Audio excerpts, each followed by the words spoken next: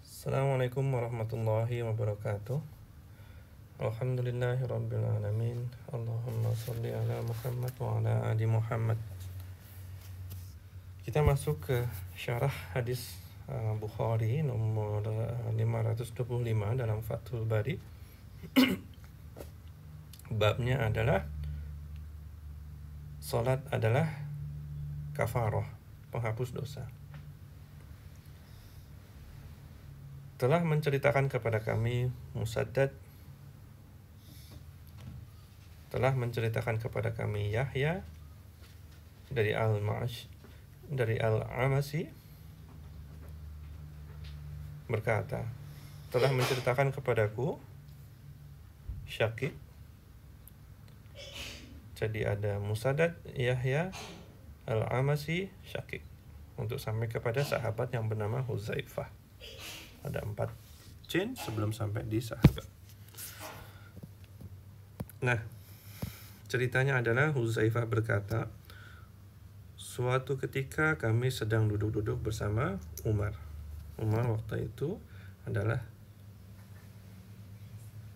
khalifah. Umar bertanya, siapakah di antara kalian yang hafal perkataan Rasulullah SAW tentang fitnah? Huzaifah menjawab, saya.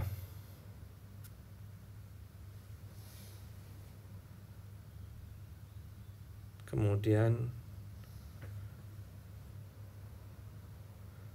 ia menimpali, engkau sungguh berani atas hal itu.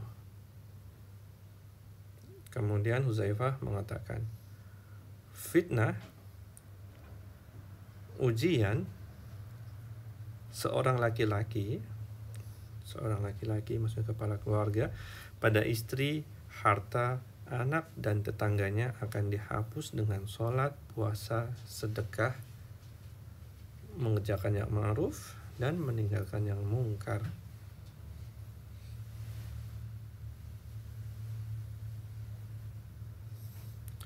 Jadi ini adalah esensi daripada pesan yang Bukhari sampaikan. Sholat adalah penebus kesalahan untuk membebaskan seorang lelaki dari ujian yang menimpa istrinya, hartanya, anaknya, atau tetangganya. Nah, akan tetapi Umar bukan bermaksud akan hal itu. Umar berkata, bukan itu yang saya maksudkan, akan tetapi fitnah yang menimbulkan gelombang bagaikan ombak di lautan. Yang Umar maksudkan adalah fitnah ujian yang terjadi kepada kaum muslimin yang besar, lebih daripada sekedar fitnah seorang laki-laki terhadap keluarganya, dari keluarganya. Kemudian sahabat Huzaifah menjawab, tidak akan tertimpa kesusahan atasmu, wahai Amirul Mukminin.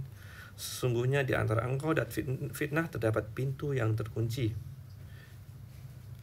Jadi Umar tidak akan mengalami fitnah itu karena ada pintu antara keduanya. Ini hadis yang sangat menarik. Walaupun esensi kita pada bab ini adalah yang pertama tadi.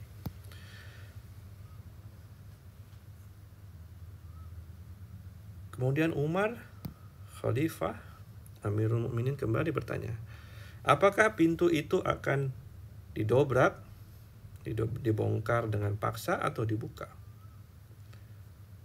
Huzaifah menjawab, dibongkar paksa. Umar mengatakan kalau begitu ia tidak akan tertutup untuk selama-lamanya. Kami, Syakik bertanya, apakah Umar dahulu mengetahui pintu tersebut? Ia menjawab, ya, sebagaimana ia mengetahui bahwa setelah pagi akan ada petang. Saya, maksudnya adalah Huzaifah, telah mengatakan kepadanya suatu hadis yang tidak mengandung kerancuan. Lalu kami Syakik merasa segan untuk bertanya kepada Huzaifah sehingga kami memerintahkan masuk untuk menanyakan. Maka ia menjawab, pintu itu adalah Umar.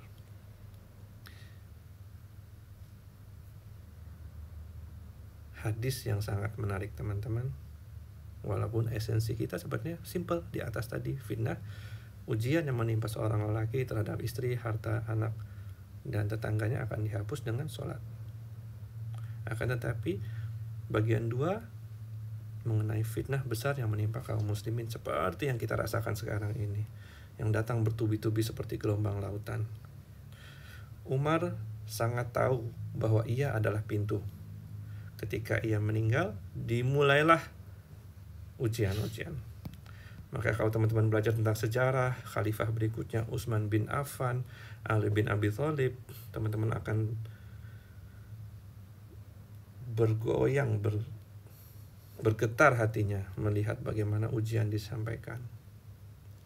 Utsman difitnah, kemudian terbunuh. Ali diuji dengan perang yang terjadi di dalam lingkup kaum muslimin,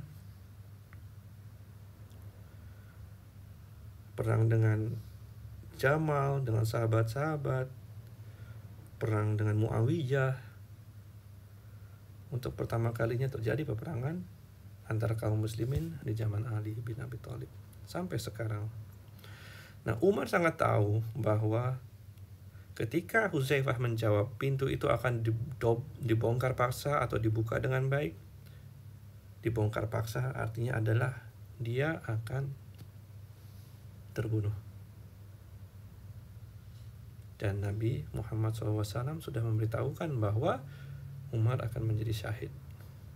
Dan bayangkan teman-teman, kalau umpamanya kita dikabarkan akan terbunuh, apa yang kita alami? Depresi bukan? Tapi tidak untuk seorang Umar bin Khattab, seorang mukmin yang menempati level yang cukup tinggi. Dia tenang-tenang aja.